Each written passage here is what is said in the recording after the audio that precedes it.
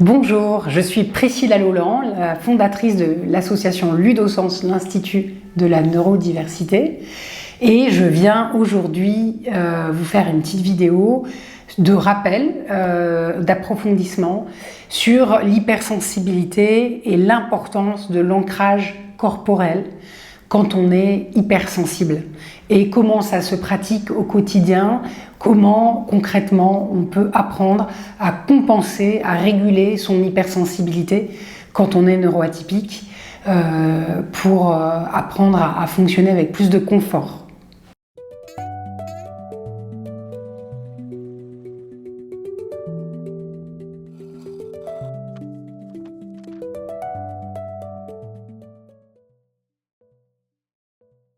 Je vous fais donc cette vidéo sur la base de ma propre expérience en tant que moi-même concernée par un profil neuroatypique que j'ai appris à apprivoiser depuis toutes ces années, que j'ai appris à compenser et à réguler. Donc aujourd'hui, je voulais parler de l'importance de persévérer dans la pratique corporelle quotidienne. Et même quand on a pu passer certaines étapes de la régulation, en apprenant à mieux se connaître, en ayant déjà appris à vivre et à traverser les émotions, en apprenant à passer les étapes pour aller vers plus de présence au corps et plus de présence à soi et aux autres, eh bien, malgré tout, c'est important de persévérer et de pratiquer au quotidien des exercices d'ancrage corporel parce que l'on vient de loin. Voilà, j'avais envie de faire une allégorie, déjà revenir sur l'hypersensibilité parce que c'est un mot depuis ces dernières années que tout le monde peut utiliser. Il y a énormément de contenu aujourd'hui sur l'hypersensibilité. Est-ce qu'on parle d'une hypersensibilité associée à un diagnostic officiel médical ou est-ce qu'on parle d'une hypersensibilité sans qu'il y ait vraiment de diagnostic? Bon, le champ est vaste. Moi, je voudrais parler de manière très concrète de comment ça se manifestait chez moi.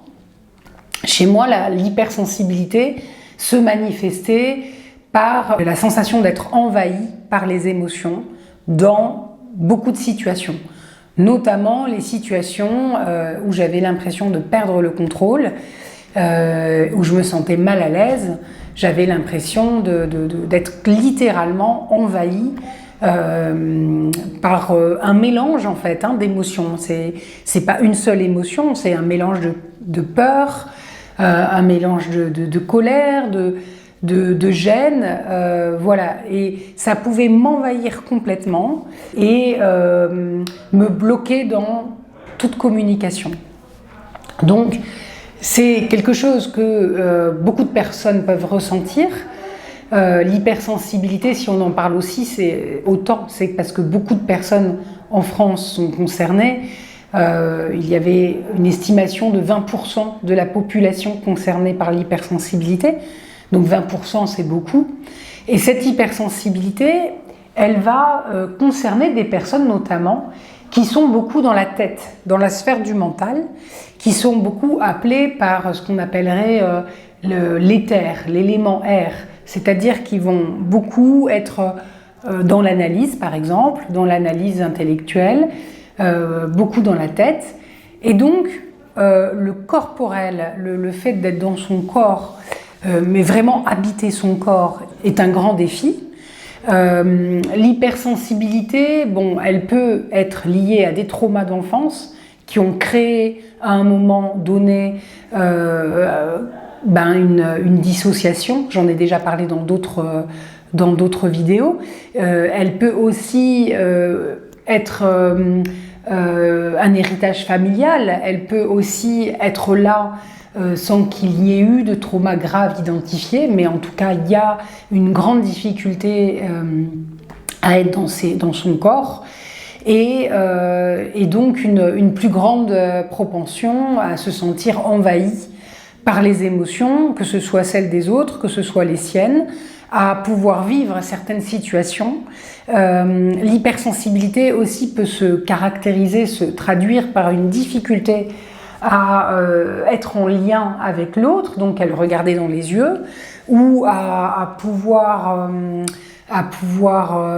se mettre au diapason en termes de communication.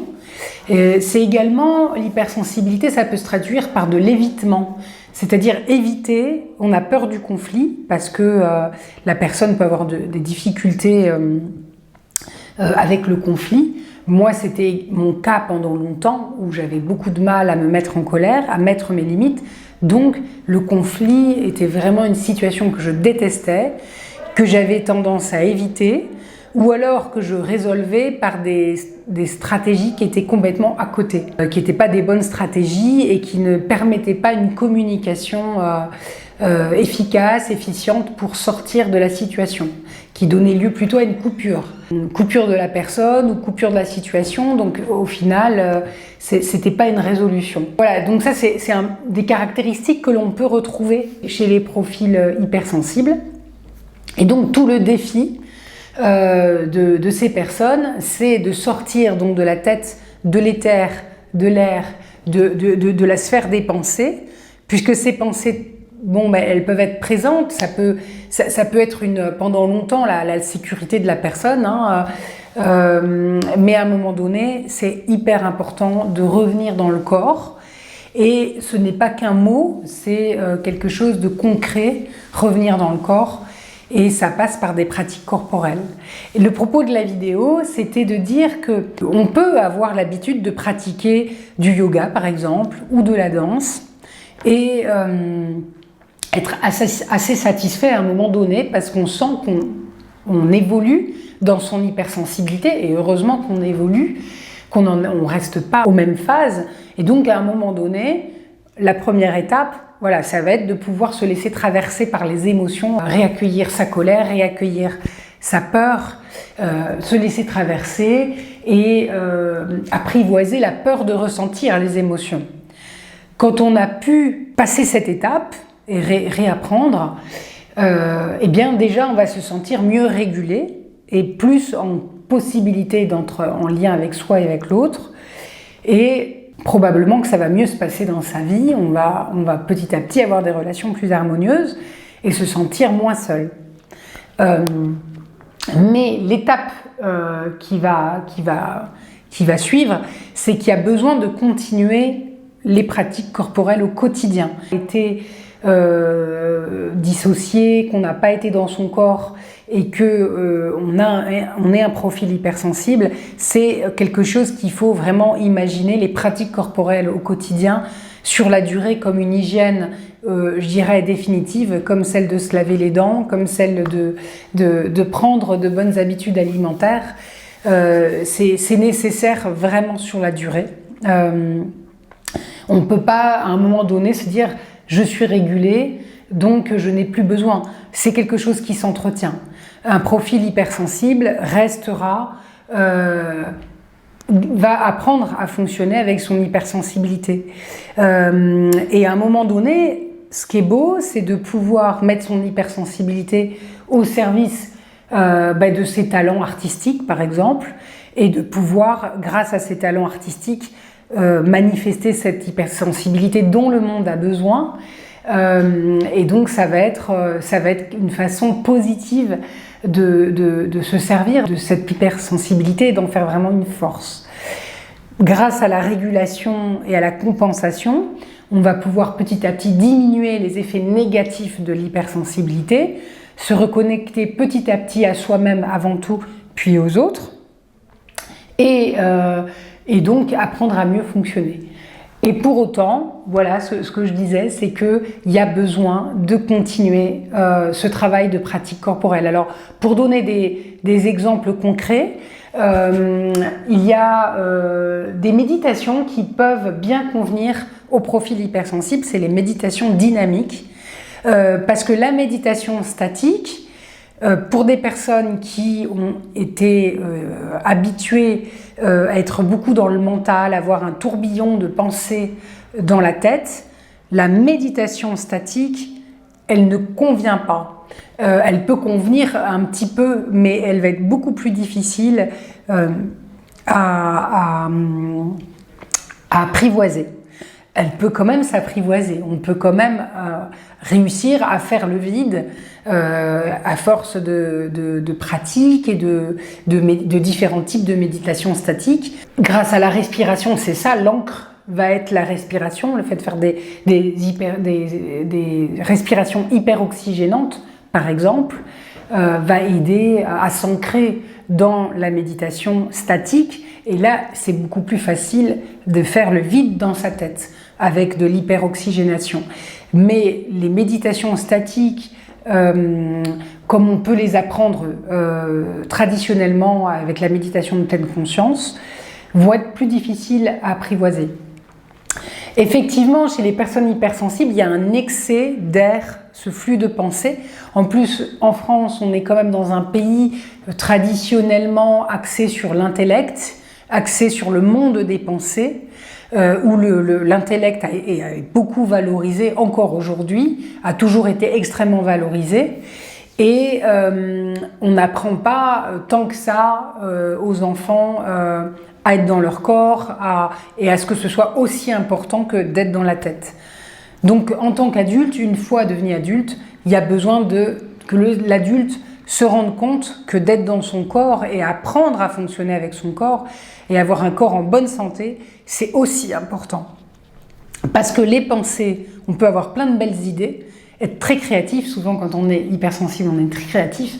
Pour que ça puisse se matérialiser, le corps doit être extrêmement fort, là, présent et en bonne santé. Sinon, les idées, elles restent à l'état d'idées. Et très souvent, c'est de ce dont souffrent les personnes qui ont un diagnostic au potentiel intellectuel ou au potentiel émotionnel, quand elles sont jeunes en tout cas. C'est qu'elles se retrouvent avec un diagnostic qui parle de multipotentiel, mais elles ne voient pas comment réaliser ce potentiel et elles ne comprennent pas, et donc elles vont avoir tendance à se dévaloriser et être pris par une angoisse monumentale parce que on peut être très créatif, avoir 1000 idées à la seconde et se dire j'ai des super idées et se rendre compte qu'il y a une créativité débordante et que ça donne envie de faire plein de choses. Il peut y avoir beaucoup de passion, très souvent, chez les profils hypersensibles. Pour autant, pour que ça se matérialise, pour que ça devienne concret, il y a besoin que le corps soit aussi fort que cette créativité. Donc c'est pour ça que j'insiste sur l'importance des pratiques corporelles. C'est que le corps qui a été complètement déshabité pendant les 20 premières années de sa vie a besoin, pendant les 20 d'après, d'être habité. Et ça, le fait d'habiter son corps, c'est tout un chemin. Donc quand on a passé certaines étapes, celle de l'accueil des émotions, de la traversée des émotions, il y a besoin de continuer de renforcer. Donc il y a plusieurs choses qui peuvent être faites. Il y a vraiment les pratiques de décharge. Et donc la méditation dynamique, c'est une façon de décharger l'émotion négative ou les reliquats de tension, les crispations corporelles. La méditation dynamique, ça se définit par des séquences corporelles assez courtes, de 10 minutes, 15 minutes. Et ça peut être sur un temps long d'1 heure ou un temps court d'1 demi-heure en fonction de l'appétence de la personne. Si on se rend compte qu'une demi-heure nous suffit, ça peut suffire. C'est à chacun de jauger. Une méditation dynamique peut aussi faire 1 heure. Et donc ça va être un quart d'heure par exemple où on va secouer le corps. On appelle ça traditionnellement du shaking. On va effectivement se secouer le corps complètement et ça va venir complètement décharger le corps de tout ce qui a besoin d'être déchargé, les tensions. Également, on peut se focaliser que sur le bassin et secouer le bassin de façon à décharger également. Passer cette étape du shaking, vous pouvez faire un quart d'heure de danse libre sur une musique choisie, ou choisir de faire des steps, par exemple, lever les bras en l'air, sauter sur place, c'est quelque chose qui peut être physique. Si c'est trop physique, si ça sollicite trop, une alternative plus douce, c'est de garder les bras en l'air, mais de monter sur la pointe des pieds. Donc là, j'en parle rapidement, mais vous pouvez trouver des exemples de méditation dynamique mieux guidée que là, ce que je suis en train de faire sur Internet. Le but est que vous puissiez voir en tout cas que la méditation dynamique peut être un vrai outil intéressant. Et une troisième pratique, voilà, ça peut être, comme je l'ai dit, soit de la danse, soit encore une autre pratique corporelle physique. Et après ces 3 temps-là, vous avez un temps de repos. Et là, en faisant de la méditation statique, en restant assis en lotus, et bien là, pour le coup, vous verrez que dans votre tête, ça sera beaucoup plus facile d'être dans le silence, sans penser, parce que l'énergie qui a été mise en mouvement dans le corps pendant la méditation dynamique, elle va pouvoir se répartir partout dans le corps. C'est un exemple là que je vous donne, c'est un exemple des pratiques plutôt de décharge, là ce dont je vous parle. C'est le fait de décharger des choses qui sont bloquées dans le corps et qui ont besoin d'être sorties. Mais vous avez bien sûr des pratiques qui vont être du yoga. Il y a différents types de yoga. Il y a un yoga, le Hatha Yoga, c'est vraiment un yoga que je préconise. Je ne suis pas du tout prof de yoga, je parle juste de mon expérience en tant que personne hypersensible. Et moi, le Hatha Yoga m'a très bien convenu parce que c'est des pratiques douces, donc pour des personnes qui ne sont pas très sportives, ça convient bien, tout en focalisant énormément sur la conscience corporelle, la conscience de son corps. Et donc d'aller vraiment à l'écoute, dans l'observation de ce qui se passe à tel endroit de son corps et de pouvoir vraiment être observateur. Il y a des pratiques également qui vont plus être des pratiques d'auto-massage, qui sont importantes également, que ce soit des pratiques du massage du ventre, du massage des épaules ou du massage des jambes, qui sont aussi importantes pour intégrer son corps, intégrer les limites de son corps. Et c'est vraiment nécessaire pour se sentir avoir des limites à son corps, parce que souvent les personnes avec hypersensibilité, elles sont tellement assez passionnées en général qu'elles ne se rendent pas compte de leurs limites corporelles.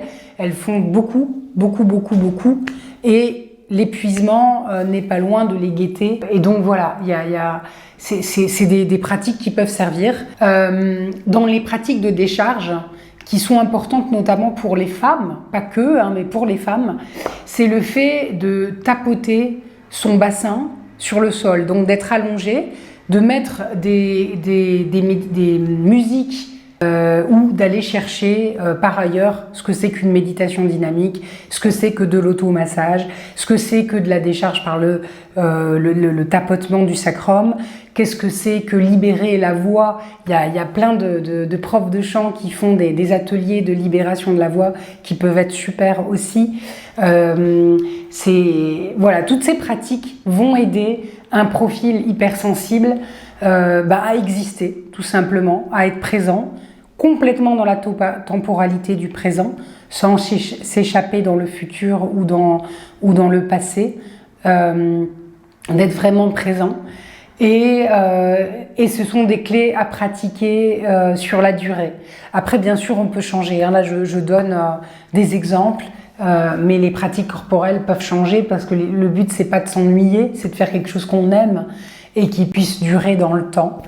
Voilà, donc pour conclure, même quand on a passé beaucoup d'étapes dans la régulation et la compensation de son profil neuroatypique, et que même on se considère plus réellement hypersensible, puisqu'on a pu compenser suffisamment pour que les zones d'ombre de l'hypersensibilité ne soient plus aussi inconfortables qu'avant, eh bien, il y a besoin de continuer l'ancrage corporel, la décharge corporelle, pour continuer à réguler le système. Parce que quand on vient de très loin, il faut continuer sur la durée à habiter son corps. Et en habitant son corps et toujours avec la même créativité, il y a beaucoup plus de chances que les idées que l'on a dans la tête se matérialisent pour de vrai. Voilà, merci de m'avoir écouté et surtout si vous trouvez de l'intérêt dans ce contenu, n'hésitez pas à liker, à mettre un pouce, à partager pour que ça booste l'algorithme de cette vidéo, qu'elle puisse être vue et qu'on puisse continuer ces vidéos Ludosens sur cette chaîne YouTube. Et si vous avez besoin d'approfondir un sujet, surtout n'hésitez pas à le dire en commentaire. Merci et à très bientôt.